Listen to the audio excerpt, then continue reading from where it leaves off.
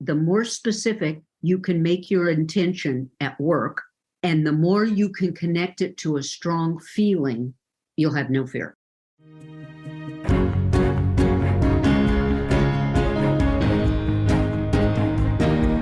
Hello, everyone. Welcome to the KTS Success Factor podcast for women, where we talk about challenges senior female leaders face in being happy and successful at work.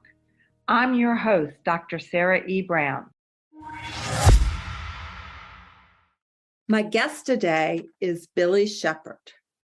Not only is she a professional actor, but she's also an acting coach and has been for over 40 years.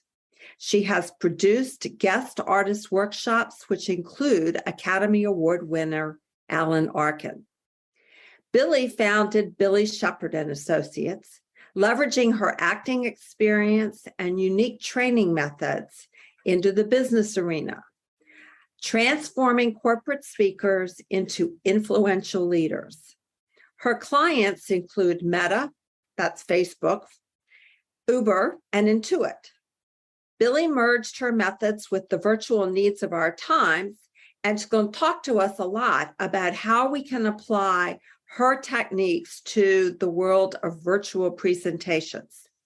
She has a book called The Billie Shepard Presentation Method, which describes her methods and includes participant breakthrough stories. She is a Dean Scholar with a BA in Creative Arts and a Master's in Theater Arts from San Jose State University. Billie, thank you for being here today.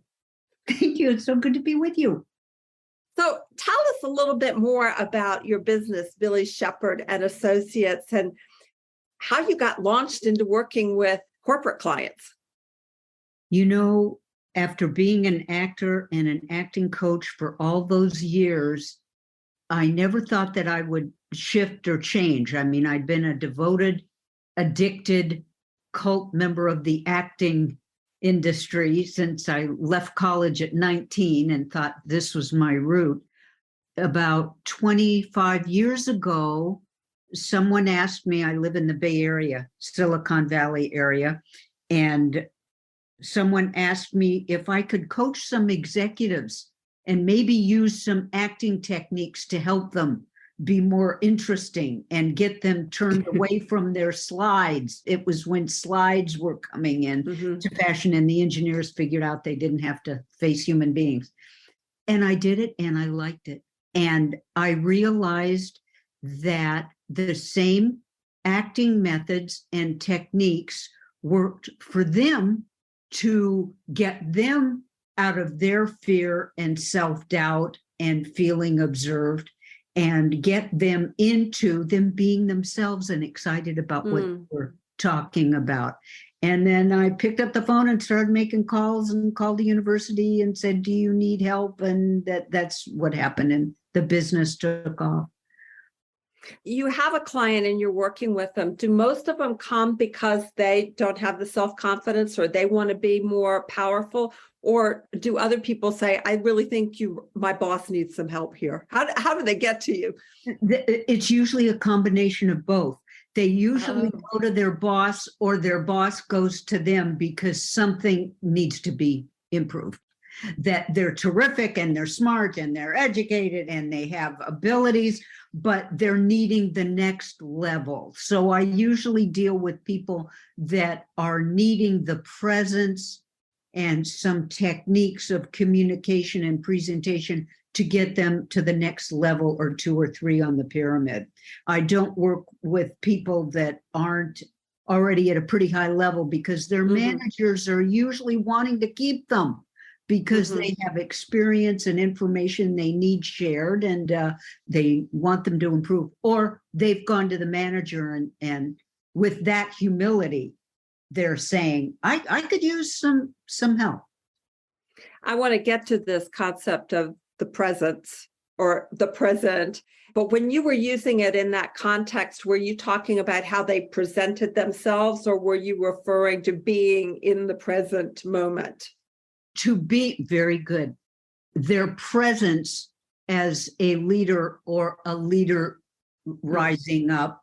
Mhm. And to get to one's presence, they need to get present and learn the techniques how to do that.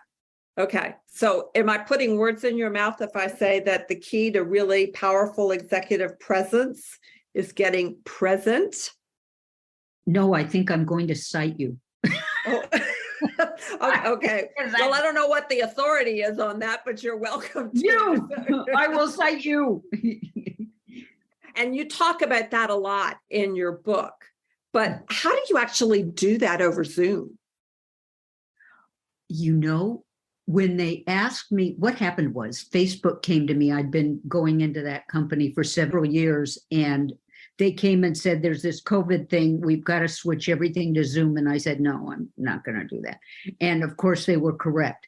And what my associate and I figured out when we were struggling through transferring 8 hours of workshop into 4 hours of virtual training, all of a sudden it hit us both almost simultaneously. We said, wait a minute. We've been actors most of our lives. We've got to transfer seamlessly from camera to stage or stage to camera. Now they have to do it. So the same things apply in getting present. It's the camera techniques and the vocal techniques that need to be adjusted. So that's what we focus on, because you've got to get present before you go in front of the camera, and you've got to get present before you go on stage. Acting is acting. You've got to get in the present moment and be authentic in that moment. Okay, well, I know a little bit about how you suggest doing that because you shared it with me ahead of time and I've been practicing it. But for the sake of our audience, how about sharing a little bit about how you do that? Well, there are the overarching philosophy and methodology that I developed using my acting training and things that I discovered is present moment awareness. How do we get in an awareness of this present moment?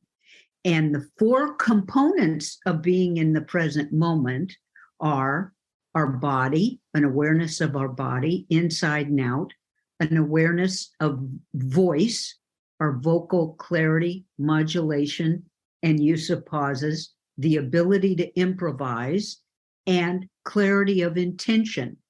So actors always begin getting in the present moment with our bodies from the inside first, and then the outside. And how I start my work with every workshop or with any individual that I'm coaching, I do privates as well, individual coaching, is we start with a breathing exercise. I can describe that if you like. I would. For your listeners, I'll start with a quickie breath, we call it. Before you go on join meeting, you would take this in a longer version. And you might get that on my website, on the Get Ready audio. I could guide you through it. But the quickie breathing is you take 2 deep breaths in and out. So I'm going to do that, and it's going to sound like this.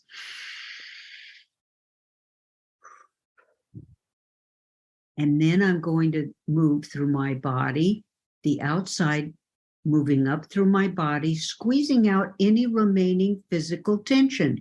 So I'd start with my toes and feet, tighten my toes and feet, and release.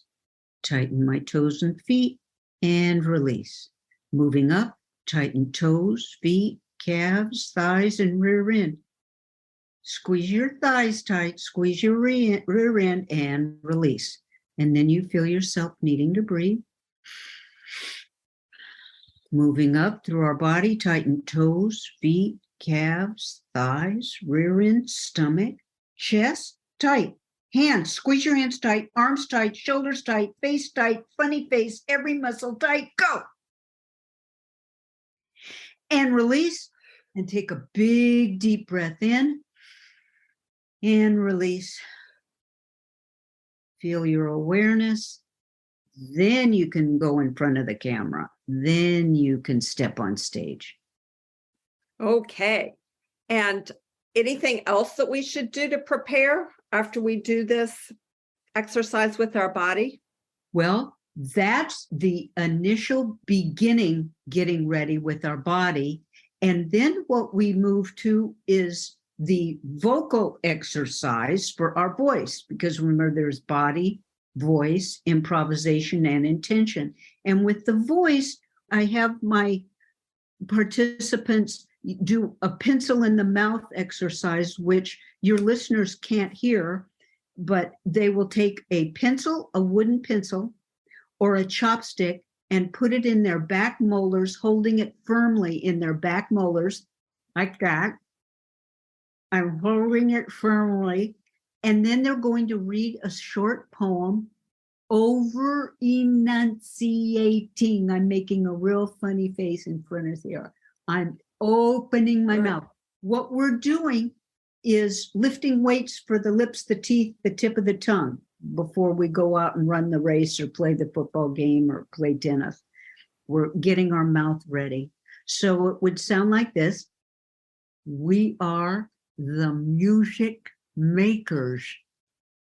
And then I would remove the pencil, they would remove the pencil, and we would say it over enunciating. We are the music makers, and read the poem that way. And here's the thing. What does that do? That exercise that actors do, and beginners might feel silly doing it.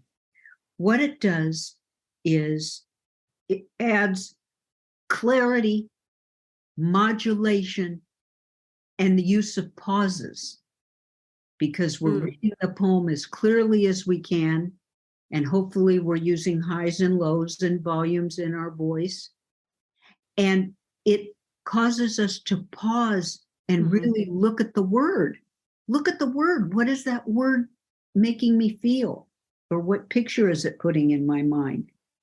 And that gets us in the present moment as well. Interesting. Okay, so we got the body and the voice. And what else?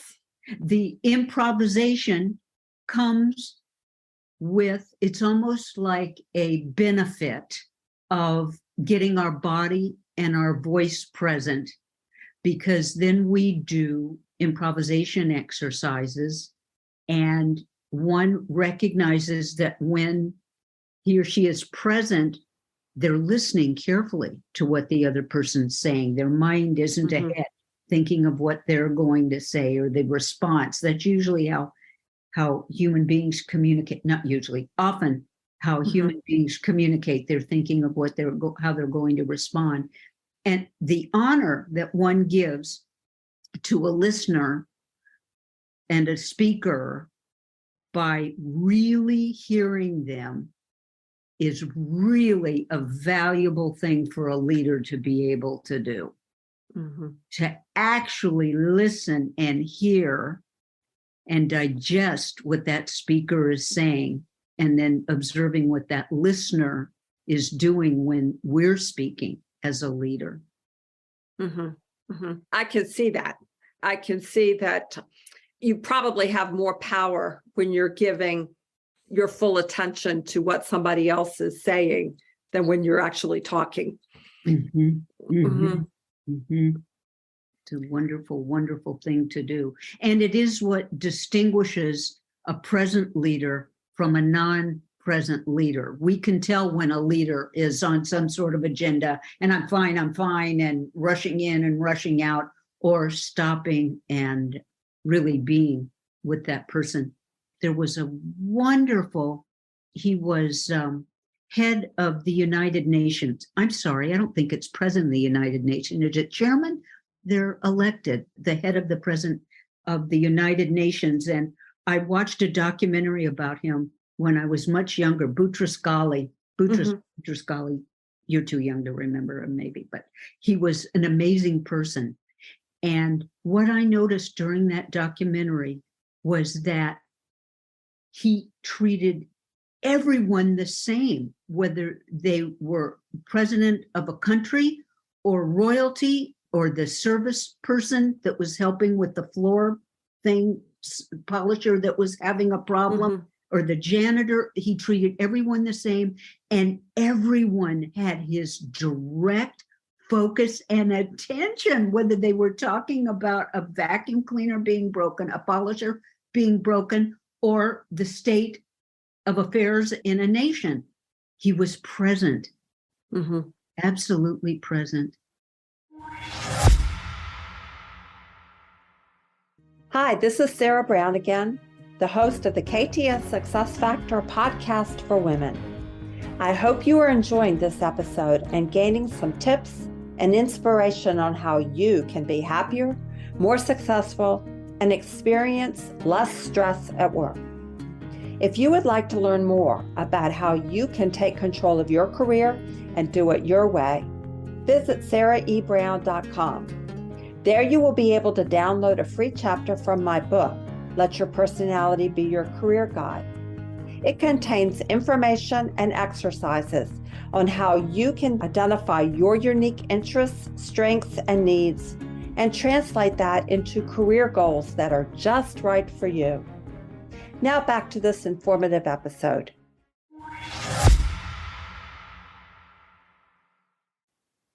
And as someone who's been practicing this since you shared this technique with me, just getting aware of what's going on in my body before I get on a Zoom call and breathing and slowing down has helped me to be more present when somebody else was speaking and a little bit more relaxed. I'm not rehearsing, in my mind. So I can see how that leads up to being ready to improvise and be present in the moment. So tell us about the final one. Oh, my gosh. It turns out it's the secret of life, I jokingly say, but it is the secret of real collaborative communication with teenagers. If you've ever had one, or you're falling into one, or your boss, or anybody that you're managing, it's intention. And for actors, it really is the secret, because actors are probably as nervous or more nervous than anybody who's not an actor. Really? The stakes just keep getting higher. As soon as you get to a certain level and you think, I've got the key, you're on stage and looking at yourself and saying, whoa, I just saw that person in a movie, and whoa, so getting clear on intention for the scene becomes your drug. Because why? What does intention do for an actor? That removes all fear, all self-doubt, all self-consciousness. It's being clear of my intention for this scene, for this line. What's my intention? Can you give me an example, an acting example, and then translate that into a business Zoom example? Oh, let me think. Well, I'll tell you one that pops to mind. And this is when I was just deciding that I deserved to get paid for acting. I started in amateur theater and I loved it and it was fun. And then finally I thought, wait a minute, this is costing me gas and time and I deserve to be paid. And I was in a scene. It was a play called Whose Life Is It Anyway? And it was the story of a man who was a quadriplegic and he wanted to die. He did not want to live the rest of his life as a quadriplegic. And I was his doctor. And I wanted him to live. For, of course, philosophically, I wanted him to live, but I also had fallen in love with him. Okay. It just happened. He was charming and witty and brilliant and the whole thing, And he wanted to die. He wanted to kill himself. And there was this one scene where I had these lines that they weren't resonating with me. It was very hard. And we were in rehearsal. And my intention was get him to live, right? Well, how do you play get him to live? I was a younger actor. Get him to live is too huge of an intention. So what actors learn to do is make it more and more and more specific. And the more specific we can get that intention and add it to a strong feeling inside, no fear, no self-doubt. And we know when we get it, because then we know what our job is. When we get clarity of intention, there's no room for fear or self-doubt or nerves because we have a job to do, right? So what occurred was these lines aren't making sense.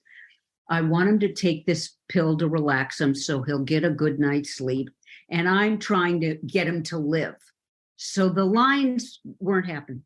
Well, finally, after working at home, and what's the thing? And I thought, oh, I want him to take this pill so he'll relax and get a good night's sleep. It's this specific. Take this pill. So how do I get him to take this pill? I got him to laugh because we enjoyed each other's company. And I don't want to be, it's not live, take the pill. It's, oh, you're not going to take this pill.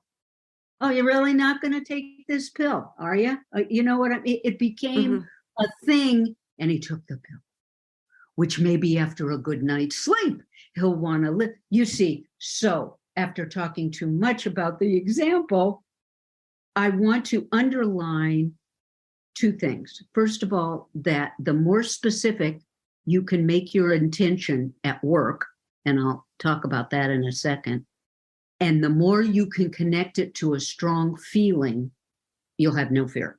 Now, as you suggested, I'm going to try and connect it to a business situation, if I may.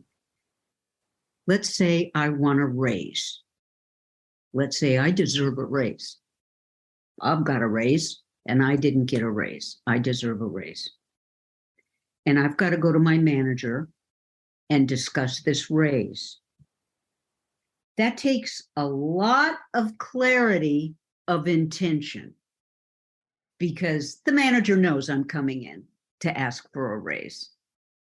And to make my intention specific, I have to know what the loss is. What am I willing to lose if I don't get that raise? Am I willing to walk? Am I willing to walk and go to a company that does respect my value? So that takes time working on my intention. Suddenly my intention may become, I'm happy here. My intention is to stay. I'm willing to go. I'm willing to walk, but my intention is to stay. Let's see if we can work this out by getting a raise so I can stay. You see how it becomes different? There's a whole different attitude than I need a raise. Bob got a raise and I deserve a raise. It's no, I really like the people. I really like working with you. Let's see if you can, because I want to stay. That takes time to work out an intention, but it pays off because I'm not afraid because I will walk. My job is to get us to stay. That's my task. So the whole idea is if you're adequately prepared this way, you shouldn't have fear going into difficult discussions because you've gotten present with your body.